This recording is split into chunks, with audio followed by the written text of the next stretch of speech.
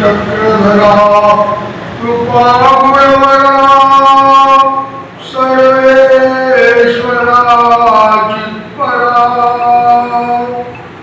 कारुण्याकरा दयकरा विघ्नादिदोषाहरा संबंधे गणदेवतारुणिवरा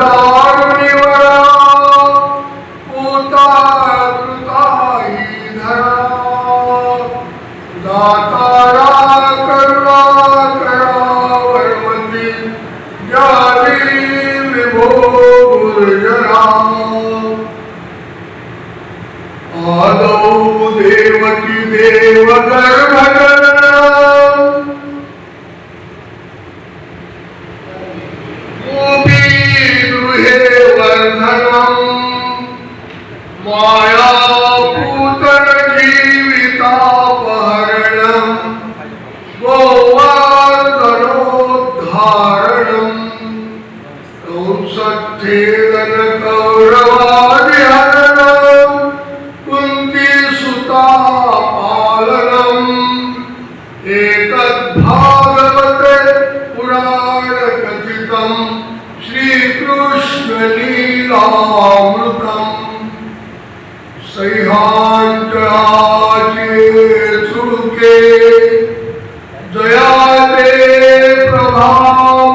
प्रभामण्डलभाङ्के ओ श्रीदत्तोललाट फलके नमस्करितु असे ओ श्रीदत्तोललाट फलके नमस्करितु असे श्री गोपाल कृष्ण महाराज की जय श्री दत्तात्रेय महाराज की जय श्री चक्रपाणी महाराज की जय श्री गोविंद प्रभु महाराज की जय सर्वज्ञ श्री चक्रधर स्वामी की जय।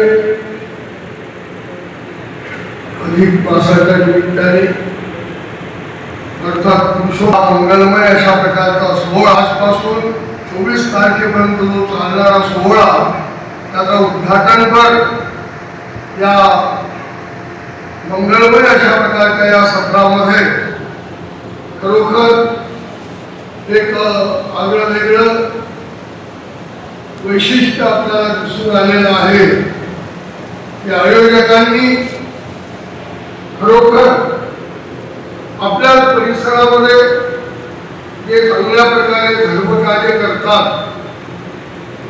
समर्पित भावाने धर्मभावनेने जे लोक उद्धाराच्या दृष्टिकोनातून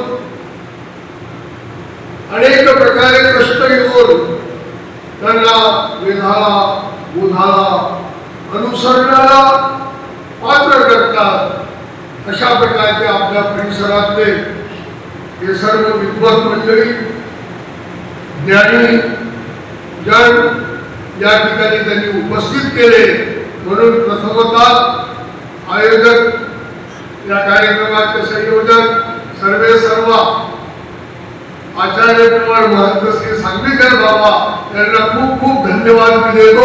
आपण टाळ्यांच्या गजरात त्यांना धन्यवाद दिले कारण बरेच लोक काम खूप करतात पण आपल्या जवळपास असणाऱ्या लोकांकडे त्यांचं लक्ष जात नाही। लांबच्या लोकांकडे त्यांचं आकर्षण निर्माण होत असतं आणि जवळचे चांगले कार्य करणारे विद्वान लोक तसेच करून जातात। पण बाबांनी हा एक आदर्श या अधिक मासाच्या पुरुषोत्तम मासाच्या निमित्ताने आपल्याला दाखवून दिलेला आहे की खऱ्या अर्थाने तुम्ही ज्या भागात राहता ज्या परिसरामध्ये राहता ज्यांचा तुमचा नित्य संबंध असतो सुखामध्ये दुःखामध्ये ते सतत आपल्या जवळ आपली विचारपूस करणारे असतात त्यांचे काहीतरी महत्व आहे आणि त्यांचं महत्व समाजासमोर सांगणं हे सुद्धा फार मोठी कृतज्ञता आहे आणि हा कृतज्ञ भाव खऱ्या अर्थाने आदरणीय श्रद्धेय माझे परमश्री सन्मित्र महंत श्री संगीकर बाबा यांच्यामध्ये जो दिसला खरंच त्यांचं सुद्धा कौतुक करावं असं वाटतं. त्यांनी मागच्या वर्षी त्यांनी या परिमार्गामध्ये ज्ञान मार्गामध्ये खऱ्या अर्थाने जाहीरपणे पोथी प्रवचन केलेलं आहे. विशेषतः महावाक्य निर्वचन प्रकरणावर भाष्य महाभाष्य केलेलं आहे. अशा सर्व विद्वत जनांचं ज्ञानी जनांचं मागच्या वर्षी आदरणीय श्रद्धेय आचार्य प्रवार ज्यांचं महावाक्य आता उद्या होणार आहे मनसन येथे, त्यांच्या सहयोगाने आमचे व्याकरणाचार्य श्री राजशास्त्री आणि मनसन निवासी आदरणीय श्रद्धेय आचार्य प्रभू श्री बांधकर बाबा यांच्या सहयोगाने आदरणीय श्रद्धेय महंत श्री संगीकर बाबांनी हा सुंदर अशा प्रकारचा तो सोहळा त्या ठिकाणी केला होता. तसं दरवर्षी त्यांचे कार्य या परिसरामध्ये सतत चालत असतात आणि कार्याच्या व्यतिरिक्तही अनेकांना भेटी देऊन धर्माचं प्रबोधन करण्याचं काम, धर्मसेवा घडवण्याचं काम, तीर्थयात्रा करविण्याचं काम हे ते करत असतात. आणि म्हणून त्यांनी या सर्वांचा बहुमोल अशा प्रकारचा म्हणजे विचार करून सर्वांचा सत्कार केला. आता आपलंही कर्तव्य ठरतं अशा प्रकारचा बहुमोल कार्य करणाऱ्या बाबांचा सुद्धा आपण सत्कार केला पाहिजे. आपण जेव्हा कुठे करू तो भाग वेगळा, प्रत्येक कार्यक्रमात तो आपण करतच असतो. परंतु या ठिकाणी समारोपीय सत्रामध्ये आपण आपल्या सर्वांच्या वतीने आज अनेक लोक उपस्थित नाहीये, ते सुद्धा कदाचित मध्यंतरी येतील, समारोपाला येतील. या सर्वांच्या उपस्थितीमध्ये समारोपीय सत्रामध्ये आपण जास्तीत जास्त बहुसंख्येने उपस्थित राहून बाबांचा सुद्धा सत्कार आपल्याला करायचा आहे. आणि हे जे कार्य आहे हे फार मोठं कार्य आहे. स्वामी म्हणतात अशा प्रकारचं कार्य जो करतो तो काही साधा आहे का? ते कार्य काही साधा आहे का? ते फार थोर कार्य आहे. ईश्वरीचं जे कार्य आहे आणि ते कार्य करणारा तो खऱ्या अर्थाने फार श्रेष्ठ असतो आणि गुणवान असतो. आणि म्हणून या ठिकाणी सर्व गुणी लोकांचा, ज्ञानी लोकांचा आपण सत्कार केलेला आहे. या ठिकाणी या उद्घाटनीय सत्रामध्ये मी काही प्रवचन करणार नाही, प्रवचन उद्यापासून करायचं आहे असं बाबांनी सांगितलं आहे. पण त्या उद्यापासून होणाऱ्या प्रवचनाची पार्श्वभूमी मधल्या श्लोकामध्ये आपल्या समोर मांडलेली आहे. की भागवत कथा जी आहे ती कथा म्हणजे गोपाल कृष्ण महाराजांचं संपूर्ण चरित्र, जे पुण्यपावन मोक्षदायी अशा प्रकारचं चरित्र आहे. मोक्ष प्रदान करणारं असं चरित्र आहे. त्या संपूर्ण चरित्राचा थोडक्यात गोस्वारा त्या श्लोकामध्ये आलेला आहे. आदौ देवकी देव धर्म जनन. गोपाल कृष्णांचं खऱ्या अर्थाने ते चरित्र आहे. ते चरित्र ते जन्मल्यानंतर ज्ञानशक्ती स्वीकारल्यानंतर सुरू होते असं नाही, तर ते जन्माच्या आधीपासून सुरू होतं. आणि म्हणून या श्लोकामध्ये आदौ देवकी देव धर्म जनन. देवकीच्या उदरामध्ये गोपाल कृष्ण महाराज आले आणि कसे आले त्याचा फार मोठा दुःखदायी इतिहास आहे. तो इतिहास खऱ्या अर्थाने आपल्याला आठवतो. देवकी देव धर्म जननम. आणि त्यानंतर मग ते गोप गवळी लोक नंदाच्या राज्यामध्ये येतात, गोकुळामध्ये येतात आणि त्या ठिकाणी जागा अनेक क्रीडा घडतात. माया पुतनाची विताप हरणम.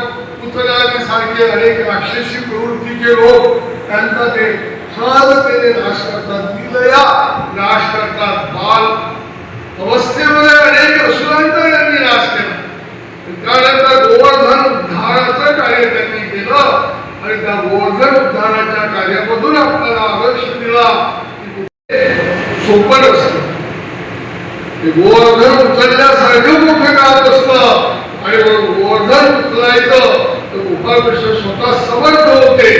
परंतु त्यांनी सर्वांना एक आदर्श दिला, सर्वांना शिकवण दिली की सर्वांनी आपापला टेका त्याला लावला पाहिजे. आणि अशा प्रकारे स्वतः करांगुली लावून तो गोवर्धन उचलला. पण प्रत्येकाला काठ्या, हाताचा भार, सर्व अशा प्रकारचा भार लावायला लावला. का?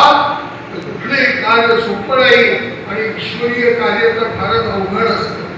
कारण ईश्वराचे उपासक फार थोडे आणि ईश्वराच्या व्यतिरिक्त सर्वत्र ते देवतांचे म्हटलं कुठल्याही देवतेचे असो ते सर्व एकत्र येऊन काम सहज शक्य होतं. पण ईश्वराच्या कार्यामध्ये ईश्वर भक्तांची मांदियाळी निर्माण होणं फार कठीण असतं. परंतु सांगीकर बाबांच्या माध्यमातून हे कार्य त्यांनी केलेलं आहे. आणि आपल्या सर्व परिसरातल्या लोकांचा हातभार लावायला लावून त्या 7 दिवसीय गोवर्धन उचलण्यासारख्या कार्याचा त्यांनी आज शुभारंभ केला. हे खरोखर फार मोठं महत्वाचं कार्य आहे. त्यानंतर गोपाळकृष्णांनी कौरवादी हनन, असुरी प्रवृत्तीच्या लोकांचा, आसुर लोकांचा नाश केला. कंस, कौरव यांचा महाभारताच्या युद्धामध्ये पांडवांकडून नाश केला कौरवांचा आणि धर्मयुद्धाची स्थापना केली. अशा प्रकारे गोपाळकृष्णाचं चरित्र आहे ते संपूर्ण चरित्र या अधिक मासामध्ये ऐकलं पाहिजे. म्हणून अधिक मासानिमित्त, अधिक मास नावाचा कोणी माणूस नाही, अधिक मास नावाची कोणी देवता नाही. प्रत्येक महिन्यामध्ये जी एखादी तिथी घडते किंवा एखादी तिथी वाढते तर त्या घडलेल्या स्थितीचा ज्या पद्धतीने ज्योतिष कार्याच्या माध्यमातून त्यांनी विचार केलेला आहे त्या प्रत्येक 3 वर्षामध्ये ज्या ज्या काही एक अशा प्रकारची तिथी शिल्लक राहिलेली असते त्याचा मिळून एक अधिक मास होतो. आणि अधिक महिन्याचं महत्व अधिक आहे. मानव संप्रदायाला तर सर्वच दिवस सारखे, अमावस्या असो तर पौर्णिमा असो, लीळाचरित्राचा जर अभ्यास केला तर सोमवती अमावस्या आणि सूर्य पर्व हे जे उल्लेख येतात ते अमावस्येच्याच दिवशी येतात. आपण पौर्णिमेच्या खिता करतो, लीळाचरित्रात लोक पर्व काळाच्या दिवशी दर्शनाला येत होते, म्हणजे अमावस्येच्या दिवशी दर्शनाला येत होते. ही अमावस्या असो पौर्णिमा असो, बाबांनी ज्याप्रमाणे सांगितलं आदरणीय श्रद्धेय विश्वनाथ बाबांनी काही गोष्टी कशा आलेल्या आहेत की वैदिक कर्मकांडांच्या माध्यमातून जे लोक काम करत होते आणि ते लोक इकडे आले आणि इकडे आल्यानंतर त्या भावना, त्या वृत्ती, ते संस्कार आणि त्या सर्व विधींचा त्यांनी स्वामींच्या ठिकाणी ऐकला, विनियोग केला, उपयोग केला. त्या निमित्ताने त्यांनी उदारता केली, ईश्वरार्पण केलं. आपण पाहतो अक्षय तृतीया साजरी करणे, त्याच्या सणाला मान केलं, दीपावली साजरी करणे हे वस्तुतः वैदिक कर्मकांडातले विधी आहे. पण कुठलाही विधी कसाही असो तो ईश्वरी उपयोगात जात नाही असं काही असतं का? ईश्वरी उपयोगात न असे काही असेल काही असो, कुठल्याही निमित्ताने असो, पण ईश्वराकडे जर तुम्ही वळत असाल तर तो कुठलेही निमित्त असलं तरी ते निमित्त नसतं. तो विधी निर्हेतुक असतो, निष्काम असतो, निर्भय असतो, निर्मल असतो. आणि म्हणून अधिक मासानिमित्ताने जरी का होईना, कुठे तरी ठेवण म्हणून का होईना, काम करा, पूजा अर्चा करा. अधिकस्य अधिकम फलम, संस्कृतमध्ये असं म्हटलं आहे की अधिक महिन्याचं जर काही आपण अधिक प्रकारचं जर काही काम केलं तर त्याचं अधिक फळ मिळतं. अधिक महिन्यात अधिक पुण्यरूप क्रिया केल्या अधिक फळ त्याचं मिळतं.